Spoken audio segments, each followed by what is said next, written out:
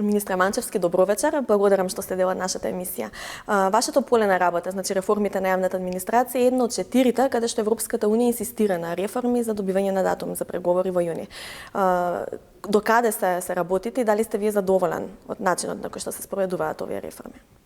Па не само заради Европската унија, ние пред се тоа конечно мораме да го направиме заради нашите граѓани. Имаме голем број на системски проблеми во делот на администрацијата и ќе морам да го одвојам и јавниот сектор. Ние често како политичари, тука не се исклучувам ни сами од себе, во делот на нашите обраќања кон јавноста зборуваме за администрацијата, а всушност се работи кога зборуваме за администрацијата на многу помала група на луѓе вработени во јавниот сектор, кои што се во органите на државна управа. Тоа се институциите на централната власт. И оваа бројка на луѓе е релативно мала. Значи во органи на државна управа ние имаме едва и 15-16 хиljadi луѓе. Само во министерствата работат околу 4000 луѓе. Остатокот е јавниот сектор, здравство, труд и социјала, образование и така натака. Граѓаните факт е дека бараат тука многу поголема ефикасност и поголем квалитет во услугите што ги добиваат од администрацијата. Ефикасност се бари од државната управа, не само зборувам за сите. Од јавниот сектор. Апсолутно зборувам за сите. Значи граѓаните бараат многу подобри услуги и бараат поголема ефикасност. Тоа, крајниот резултат на реформата на администрацијата треба да го даде ова. Јас помалку и се да кажем лично фрустрирам кога зборуваме за реформа на администрацијата, зборуваат за законите, за процесите и процедурите, а не го гледаме од аспект на корисникот на услугата, на граѓанинот. Како на човек што оди во институција и бара одредена услуга, да му ја направиме полесна, поефективна, поевтина, побрза. И затоа тука во делот, можем би тоа и моја професионална деформација, дигитализацијата на институциите ја гледам како главната алатка и тоа е еден од 4 столба во стратегијата за реформа на јавната администрација. Да, вие секогаш прво ја споменувате дигитализацијата, а јавноста последна ја спомнува. А јавноста последна, да имате тука денеска распон. Се што правиме, начинот на кој што живееме ни е сменет. Ние правиме преку телефонот, преку мобилниот уред. Функционираме, комуницираме со нашите пријатели, со други, па и држави. Ние бизнисот е ориентиран веќе целосно и таму. Мора институциите тоа го направат. И затоа навистина тука вложуваме сериозни напори.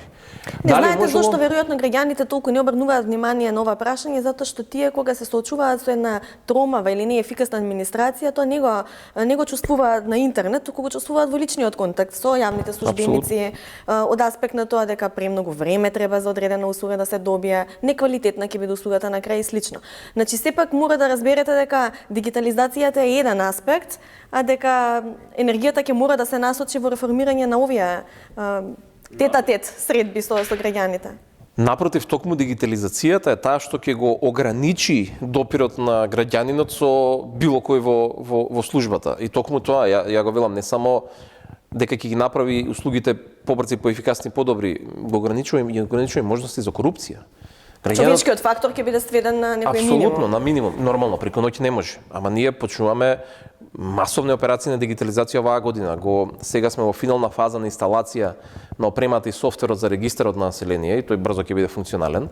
Новиот национален портал за услуги е веќе готов и го чека лансирањето на регистарот за да може и овој да го лансираме. И целосно введовме нова законска регулатива која што целосно согласена со директивите на Европската унија, го дефинира електронскиот идентитет на граѓаните врз основа на кој што ќе може да добиваат многу поголем број на услуги. Да се вратам и сепак на вашето и оригинално прашање. Дали можело повеќе? Да, апсолутно можело повеќе. И очекувањата на граѓаните се секогаш поголеми, треба да бидат поголеми. Покрај овој дел, што кажам дека може повеќе ми лежи на срце дигитализацијата, паралелно работиме и на други големи проекти со поддршка на Европската унија, кои што треба на крајот на оваа година пред се на граѓаните да им покажат видлива разлика во функционирањето на институциите. Една од тие големи масовни операции, кои што не се направила 3 децени наназад во Северна Македонија, е целосната реорганизација и оптимизација, таа го нарекуваме, на институциите на системот. Да, две од клучните забелешки на Европската Унија се прво кратење на институции кои што се корисници на буџетски средства нели од прв ред, а втората е воспоставување на оној мерит систем. Па можете и за двете да објасните, значи кога конечно ќе го имаме оптималниот број на институции кои што ќе бидат финансирани од буџетот, а во услуга на граѓаните. Значи овој проект го спроведуваме со сериозна поддршка на Сигма и на Европската Унија. Ние новиот закон за организација на органите на државна управа ќе го презентираме во јавноста сега во јуни и тоа фактички ќе го отцрта контурите на новата поставеност на системот. Измените на овој закон ќе значат, ова е генералниот закон, ќе значат дека ќе треба да се направи усогласување на стотици други закони кои што ја регулираат работата на поедини институции. Така што ние велиме, овој процес сега ќе започне, значи веќе во наредниот месец-два, но ќе трае одреден временски период поради времето потребно за усогласување на законите, напишување на овие закони и носење во собранието.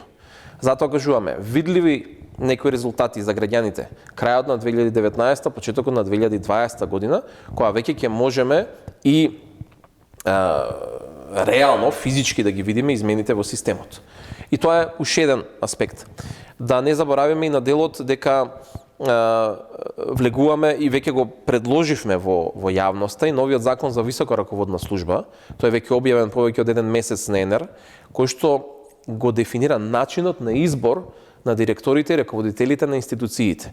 Нешто што до сега исто така никогаш не е направено во држава. Ова е еден, јас го нарекувам па и револуционерен пристап и систем, затоа што особено во регионов, па и во Источна Европа ваква работа нема. Значи се формира независна комисија по принципот на Државната комисија спречување корупција, така ќе се избира, која што фактички ќе спроведува постапката за избор на директори било каде. Нема да ги на крајот ќе се бидат назначени од страна на владата или министерот, но откако независна комисија, во која што ќе учествува и опозиција и надворешни, значи експерти не само од институциите, ќе изврши целосен процес на евалуација на кандидатот за било кое директорско место и на тој што ја носи одлуката ќе му даде листа од тројца најдобри кандидати. Ние како политичари единствено ќе може да бираме од тие тројца. Има ситуации и институции каде што условите да се стане директор на одредена институција се пониски од кога се биде, не знам, раководител на одделение во таа институција. Од 128 пазете институции на односно органи на државна управа кои што функционира централната власт, само 62 институции се формирани согласно законот за организација на органите на државна управа. Да, другите се со други закони кои што веројатно се предмет на партиски приказни или интереси. Во различно време, различни луѓе, различни институции, мене ако ме прашате кој како му текнало, формирал институции. И тоа е оној хаос. Ама знаете, господине Манчевски, токму ова што го зборувате го докажува на некој начин хаосот во јавната администрација.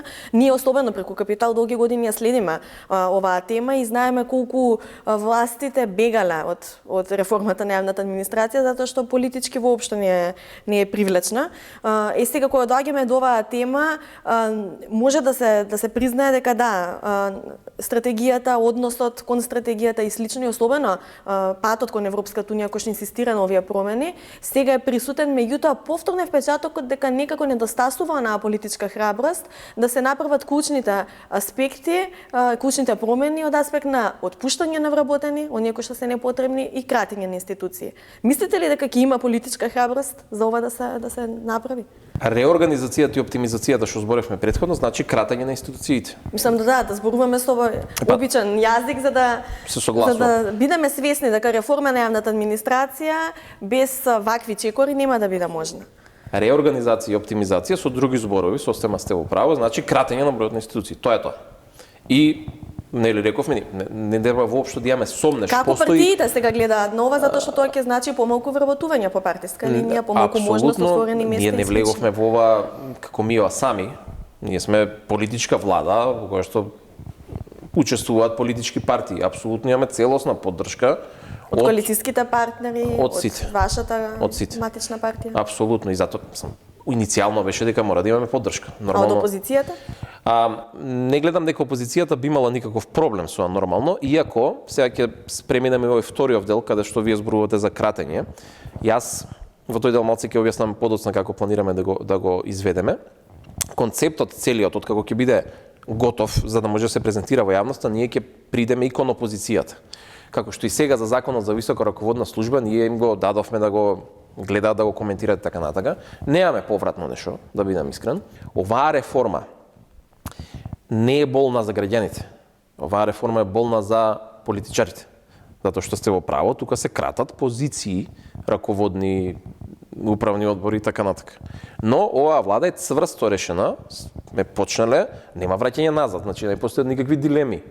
Ние прво сме одлучиле дека ова ќе го правиме, па сега тоа го пресликуваме во законски одредби.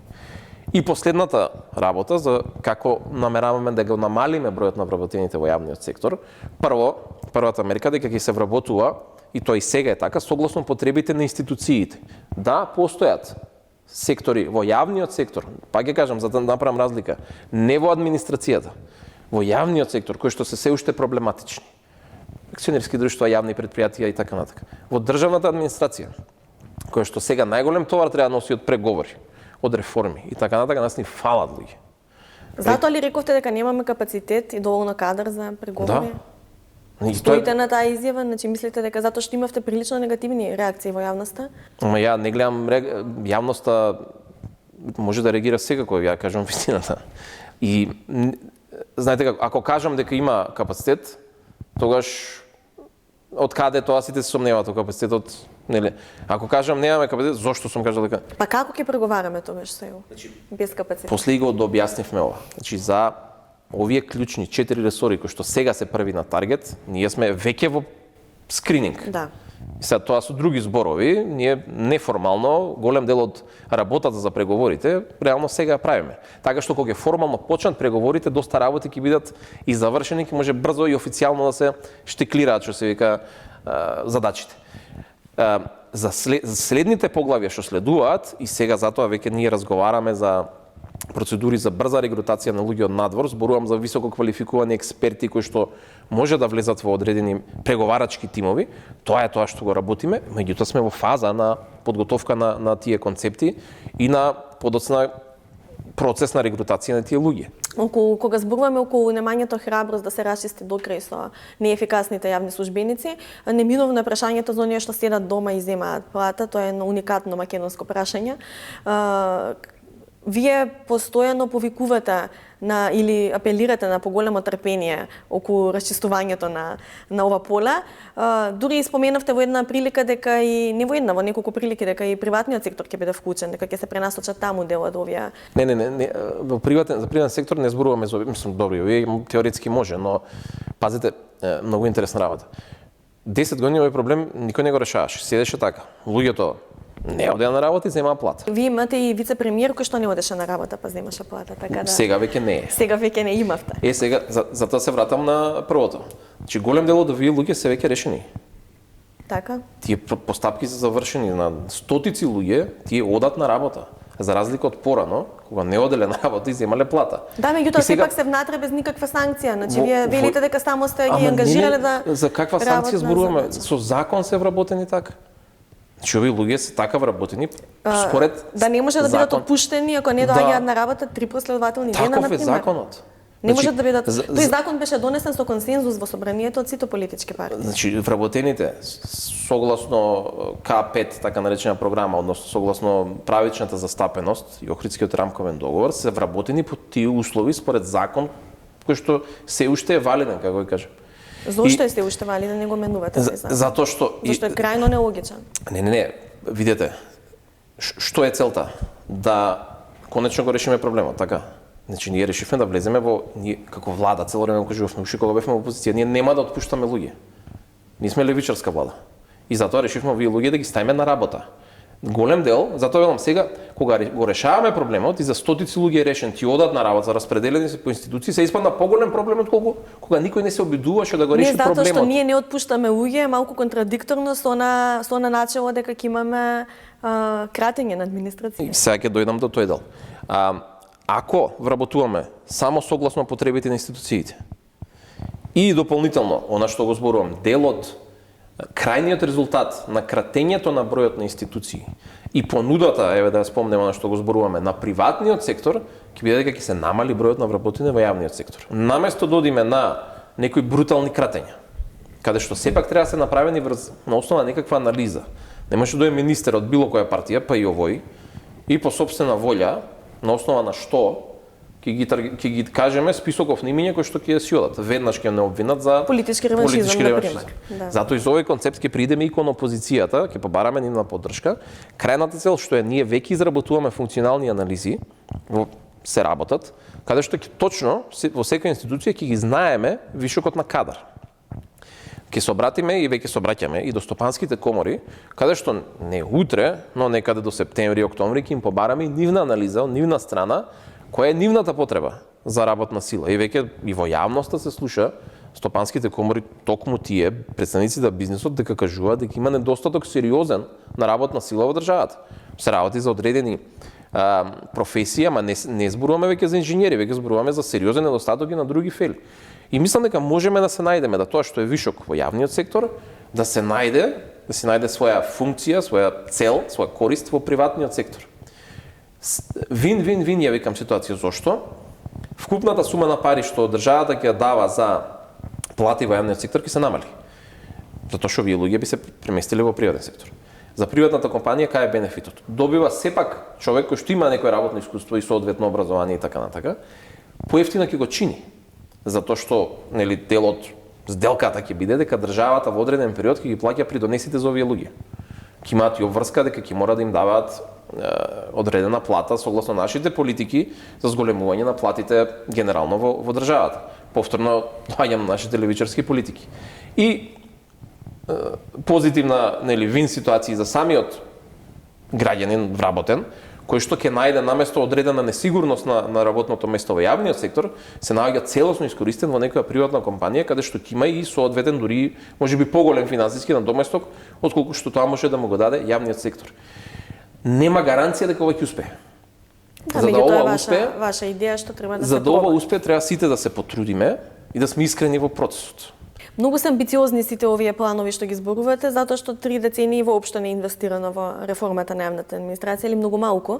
И сега некако како што се доближува датумот до почетокот на преговори со Европската унија, се чини дека се трудиме се наеднаш да решиме и навистина тоа тешко се прави. Какви се сигналите од Брисел? Еве го јуни е блиску, во полето во кое што сте вие одговорен, што велат од Европската унија? Дали од лани до годинава, од тој јуни лани до сега, има напредок и може да се рече дека ова поле ќе биде штикрирано со позитивен знак?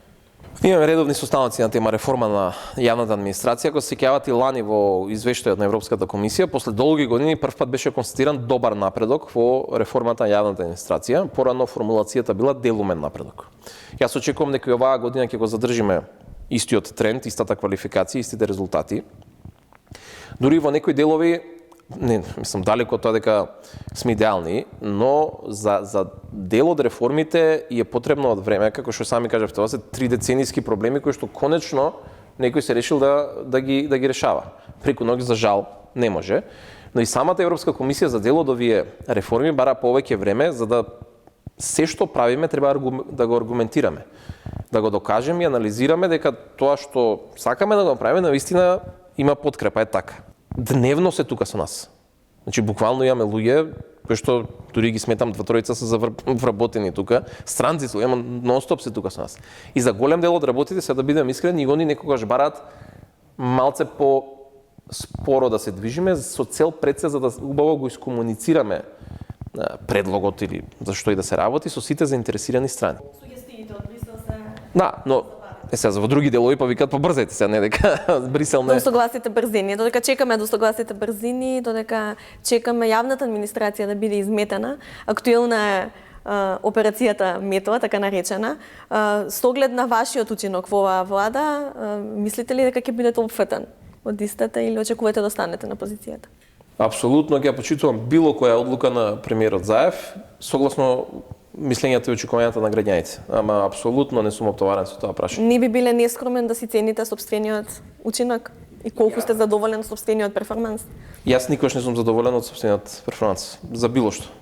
И секогаш сметам дека сум можел повеќе, вклучително па и овде. Така што ниту јас сум тој што најмногу може, ниту сум задоволен од мојот перформанс за било што, било каде. Секогаш може повеќе. Значи ќе го чекаме лидерот да пресече сепак на крај. Тоа е неговата задача. Ви благодарам многу за интервјуто. Благодарам на поканата.